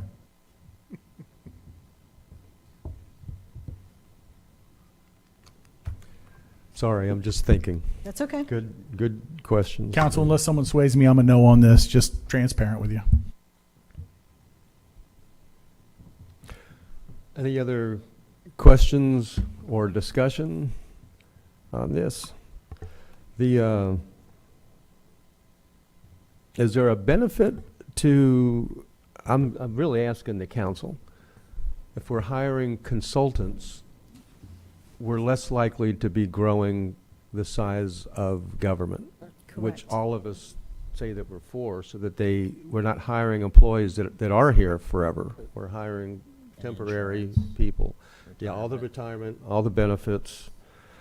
That's why we did this, so that, the maximum that I've committed to Mr. Rechtenwald is that we're going to have 30 permanent employees till the grant program goes away. And we're already planning on shifting some of those from one type of position to another as we move through the grant. As we finish with our case management intake, they can be doing file audits and reconciliations. Right. So we're trying to be as lean and mean as possible. Growing additional staff to be able to do duplication of benefits or other tasks that are different may require more staff. I don't know. Okay. I'm hoping that we can be trained and use the folks that we've got, keep our staff to 30, but we do need expert advice from folks that have been in the business a long time. Okay. Councilman Johansson. Chairman, I maybe I sense a frustration here, and I've been in this boat before. It stinks. And like Donna said, she's CDBG smart, but she's not duplication of benefits subject matter expert. Why don't we come up with a compromise and maybe give her $5 million, and if she needs to come back to us, she comes back to us for $5 million more. It's there. If you'll know if you're going through that money pretty quick, and you can come back to us. So, if I can make that motion for a compromise, you can, because we don't have a motion yet. So. Hey, motion to approve item 10 at $5 million. Second. We have a motion to approve $5 million, not to exceed $5 million for the. And that motion was by Jake Johansson, and the second one's by Matt Reinhardt. Any discussion on this? I'm happy to do it. Okay. All right. Krista, call the roll, please. Chairman. Yeah, oh, I'm sorry. I just, You were late. that's okay, yeah, before the vote, I just wanted to say thank you to Councilman Johansson, because I think that is a compromise that I can get behind. Thank you. Carissa? Mr. Johansson. Yes. Mr. Kent. Yes. Mr. Reinhardt. Yes. Mr. Robbins. Yes. Mr. Dempsey. Mr. Brower. Yes. Don, you sounded so happy. He wants more. He wants more of the $5 million for infrastructure. More money going to jail, yeah. I want the jail to get all the money. Thank you all, appreciate Thank this. you, Donna. A lot of hard work, and a lot of hard work yet to come. Item 11, Chair and At-Large Appointment for the Code Enforcement Board. Let me pull mine up. Correct. The term of Mr. Andrew Hall expired on November 18th of 2023. It's my understanding his application just wasn't in on time when you guys made those appointments. And then Ms. Jaylene, she resigned from the board in October 18th of 2023. So that would leave the chair and the at-large with appointments. And At-Large, I will let you go first. I would like to nominate Andrew Hall. Oh, great. I'll second. Thank you, Chairman. I'll second that. Okay, we have Jake Johansson nominates Mr. Hall, and I will do Johnson. Where's the first name? Matthew Johnson. I'll second that. Now it's combined. Okay, we have a motion for Hall and Johnson, second by Troy Kent. Any questions, discussion? Jake? Oh, sorry. Okay, all in favor say aye. Aye. Any opposed? Motion carries 6-0. At-large appointment to the Environment and Natural Resource Advisory Committee, Jake Johansson. Or did you want to give him some direction first? No. We have public input on this item? Okay. Councilman Johansson, do you have a nominee?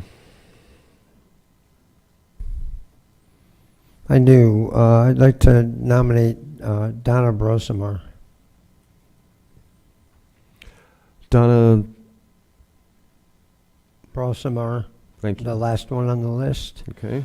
I'd just like to seek clarification. I think we're okay. She is running for a school board position right now, but I believe we're okay. Any conflicts there, county attorney? No, sir, not at this time. She's on Okay. advisory. So. Great choice, Jake. Out of here pretty good. Is there a second on Don?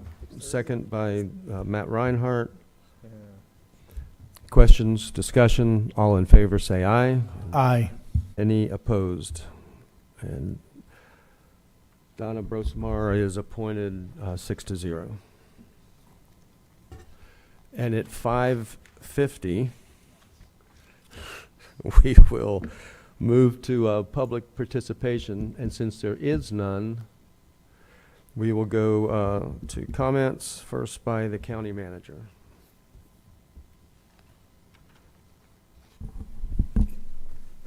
We're good. I have none. Okay. Wow. County attorney. Yes, just briefly, I did send out to you since our last meeting.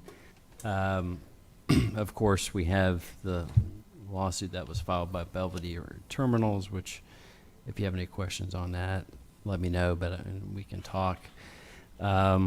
We do have, we're doing our best to try to keep pace with the legislation that's filed. This is the time of year I've noticed the bills just keep coming.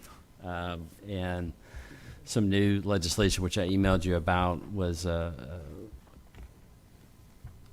bill number Senate Bill 1628, and the equivalent House version of that, 1547, was filed. We're still working through that, but I did share with you a summary on Friday of that. It does a couple of things. Within the last few sessions, the legislature changed state law on how ordinances of cities or counties can be challenged, and required a business impact statement. Exempt from the business impact statement requirement were basically land development ordinances like rezonings, that type of thing. So this bill, if it were passed, and there's no legislative analysis yet on either, so it's very early and the bills could be amended. A business impact statement would be required for ordinances related to land development issues. Those related specifically to development orders, permits, and agreements would remain exempt. There is also a process for challenging ordinances if the argument is that a local government is preempted, or if the ordinance is arbitrary or, quote, unreasonable. This would be expanded to apply to these ordinances as well. These bills also create some legislative findings by the state on 3 sectors of the economy, basically, and they're very specific in the bill, but farming-related activities, energy and fuel production, transmission, energy distribution, and supply chain points of connection, including ports, railways, and rail stations.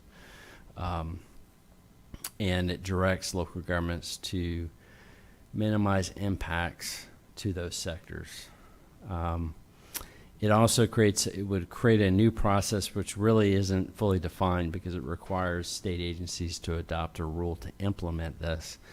But it would create a process for review by the Department of Agriculture or the Department of Transportation to review a local government's action which negatively impacts any of these 3 sectors, including ordinance adoption and amendment, adoption of charter provisions, and broadly denial of an authorization or permit. So it's very broadly written as it's written. Basically, while that is being reviewed, the local government action is stayed or suspended until that process is completed. As is written now, it appears to be an advisory statement by the state agency when it's released, and then the local government would review that and take that up. So there's no staff analysis out on these. We'll keep you updated. There are, obviously, the intent of this bill is to limit local government authority. I know oftentimes we use the phrase preemption. It's a form of preemption because it's regulating a subject that currently is not regulated in this way. It does direct local governments to minimize or eliminate the potential impacts that local government action will have on these sectors, while still advancing the state public purpose, such as the public health, safety, and welfare. Creates an additional cause of action and challenge our ordinances. So more to follow on this. If you have any questions, I'm free to answer it at your convenience. And that's it for me this evening. Thank you. Can I ask you a question on that right now? Sure. It might not be ready yet. None of us have read what you just sent us, but it sounds like there's a need for us to reach out to our local Volusia delegation and ask them for some help on these things that you're concerned about.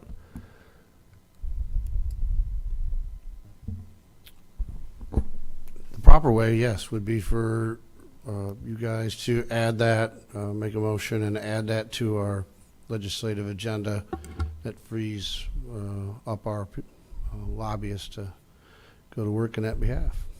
That's not too late. When is that? No, in fact, there'll be other issues that will probably come up that I'll bring to you. Okay. You've given me some authority because of the fact that a lot may happen between now and the next meeting. But we're here. I think the right thing to do now would be to officially add that. Okay, thank you. That brings us to the council. Jake Johansson, you go first today. I do. Very quickly, we got a email from Will Roberts regarding the PACE program and the gentleman that spoke earlier from Fortify. And I appreciate that from Will. Thanks. We also heard from a citizen, and you know, here's the problem: is citizen comments. We have to comment on those comments at the end. But you know, the PFAS thing that is in our water is everywhere. It's in our Coke, it's in our Sprite, it's in our cans, it's in our clothes, it's in our oil, it's in our soil, it's in our water, it's in our food, it's in nonstick pans, it's everywhere.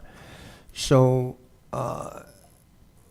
there's a lot of things we can do individually to limit our ingestion and our body taking in PFAS, but we have to do it individually. We can't rely on the government and everybody to be cognizant of our health. I think it's important that we educate people on what these things are, and I applaud the public participant from providing that information.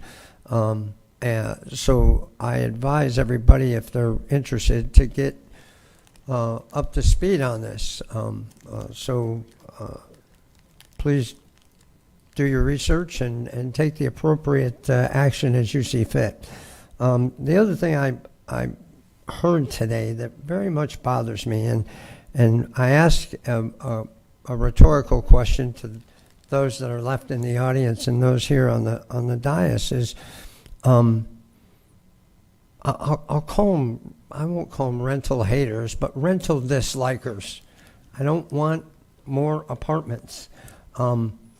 I'll ask you this: was the first place when you moved out of your home and your parents' home, was the first place you lived a home that you bought? Possibly, probably not. It wasn't for me for a bunch of years. In America, there are 34% of our people that are renters. 66% are homeowners. There is a very small percentage under 35 years old, only 10% that are homeowners, and 70% of the homeowners are over 45. So that tells me that they probably worked long and hard to save money to buy a house. I don't think I bought my first house till I was in my mid-20s, or maybe even later. I always become a little internally agitated when I hear people say, I don't want more apartments. If apartments are where this generation wants to live, and we want this generation with bright young minds and future visions of what our country is going to be in this county, doing great things, then maybe apartments are what we need. We just need to balance that. And then lastly, I'll talk a little bit about the Citizens Academy. Our local Port Orange South Daytona Chamber president participated, and she said she had a great time, and I know a lot of the cities have this as well. What a great opportunity, again, to educate our public on our departments, what they do here, and I applaud Dana Page Pender and the staff for showing our constituents and our Volusia County residents what we do and what we don't do. So when they come here, they don't ask us to perform a miracle that we don't have the ability to perform, but to get the information out to their neighbors about how to go about fixing things in our county. I think it's a great program, and I know it'll be kept up. But I applaud staff for keeping that up and keeping it relevant and sharing our good deeds and our challenges with the public. That's all I have, sir. Thank you. Vice Chair Kent. Thank you, Chairman. Just two brief things. George, Mr. Rechtenwald, the first one is for you, and that is, I know we're only 2 meetings in this year, but we're 2 meetings in this year, and you're batting 1,000 on the consent agenda. Nothing was pulled, and everyone did their homework, and there was nothing confrontational on there, and that's exactly what's supposed to happen. And I think that you've listened to the charge of this council, because I'll just refresh the memory of everybody, but a year ago, I say our first 2 meetings, but I think our first 6 to 8 meetings were between 8 and 12 hours long. And now we're looking at 2 hours and 2 minutes. And I know we had a couple of things removed from the agenda, but even if they were on here, maybe another hour. And this is becoming more streamlined. We are becoming more efficient and more effective that we talked about. And a big part of that is you and the chairman, because both of you set the agenda. And I just didn't want the evening to go by without complimenting you on that. My second thing I have is I'll just remind everybody that next Monday, January 22nd, 5 to 6 p.m., District Dialogue for Residents in District 4. We will be meeting, like I said, from 5 to 6 p.m. at the Michael Crotty Bicentennial Park. This is an open dialogue, open forum. I'm there to listen to you, my constituents, about, we'll talk about anything you want to talk about. Have a great evening. Troy, if I just interject something real quick, I've noticed that the meetings are getting so streamlined now. We actually have people in the audience that aren't bringing newspapers. I love it, but when I hear staff telling you, and I say this tongue in cheek, you're going too fast, Chairman. I wanted to say no. We cut the reins off of the chairman, and we've been telling you this is what we want, and you're doing exactly what we've told you we wanted, and it's really what our people want as well. So everybody keep up the good work. But I think the council is still doing a good job with the items that we're dealing with. We're still listening to Don.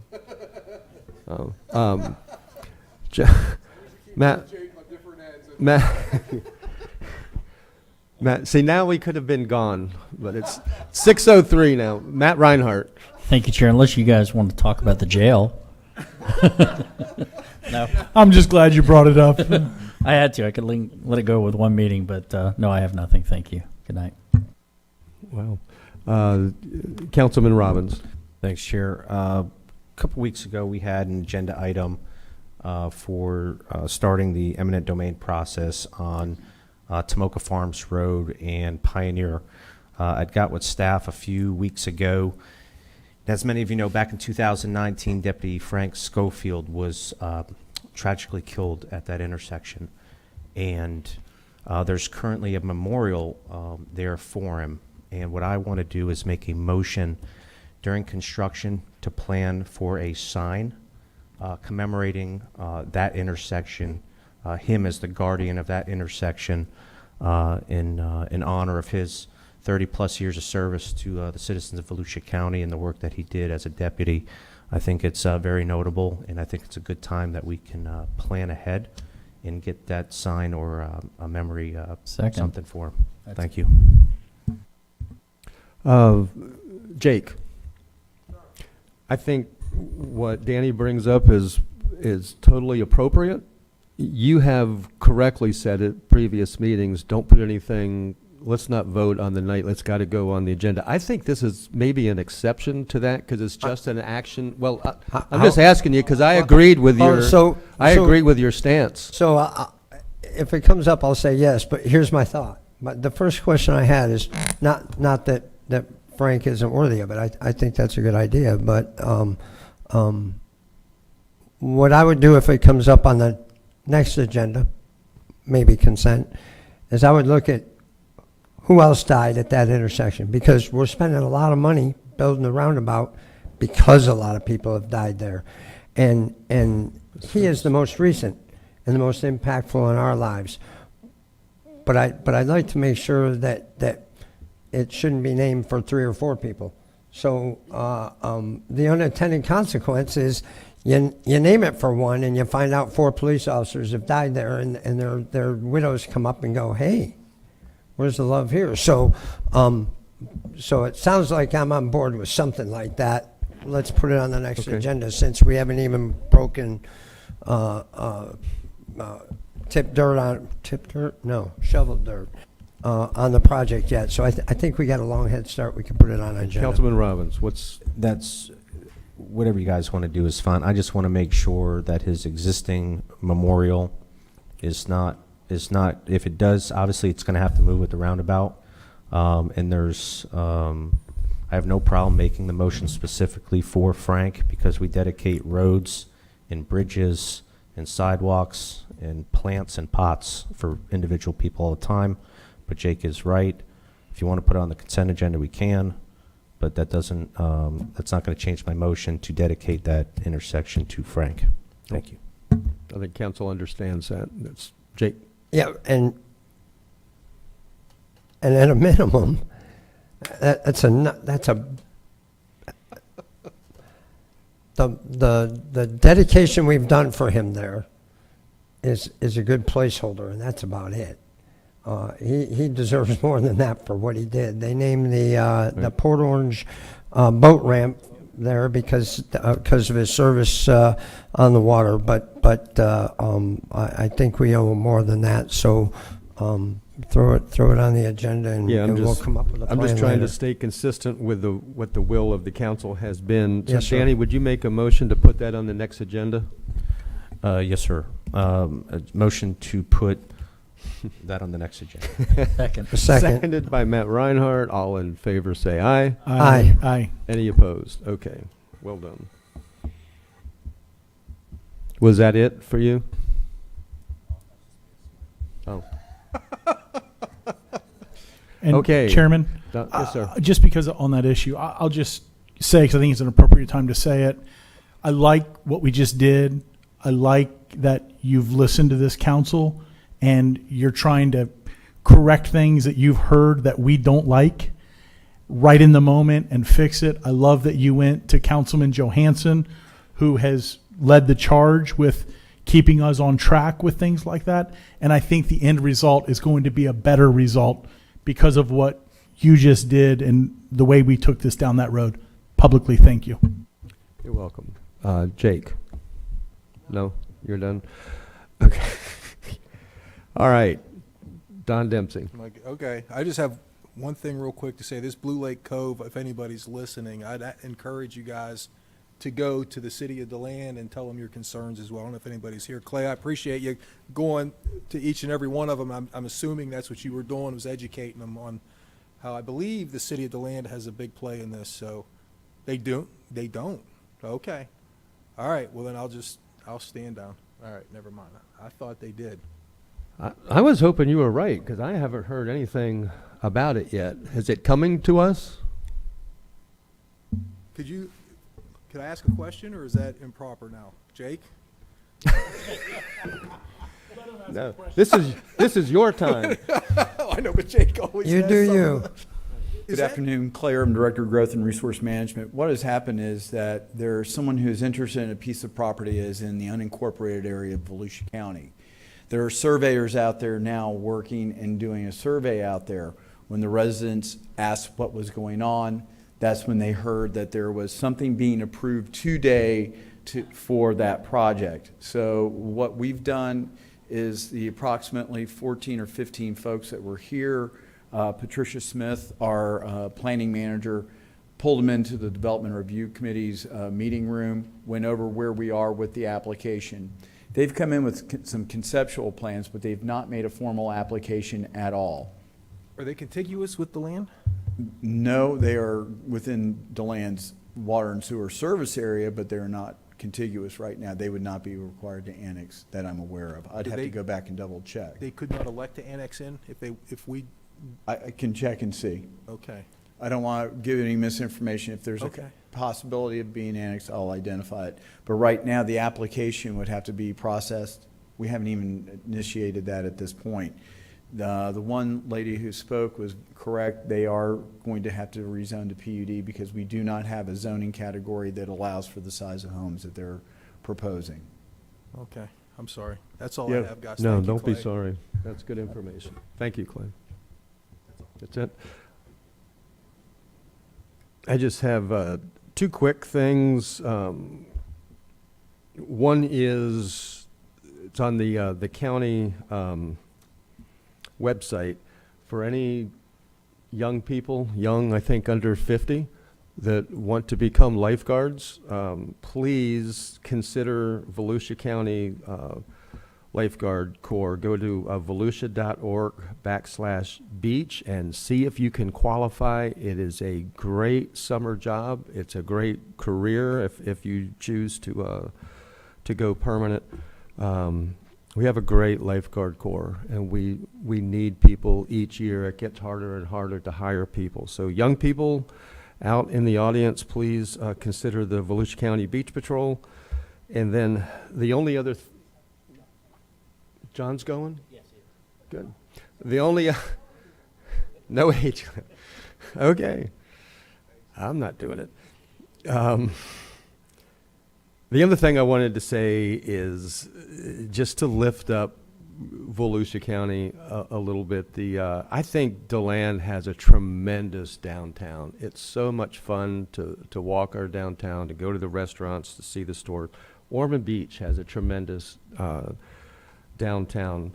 DeBerry's planning on building a downtown. I'm going to encourage everybody to go to the Daytona Beach downtown and look at the new promenade along the river. It is gorgeous. It's absolutely beautiful. Also great businesses there, great restaurants, a bookstore that you can spend a lifetime in. So buy local, shop at our own downtowns, and go see the Beach Street promenade. It will make you proud. And that's all I had for tonight. At 6:13, we will adjourn this meeting.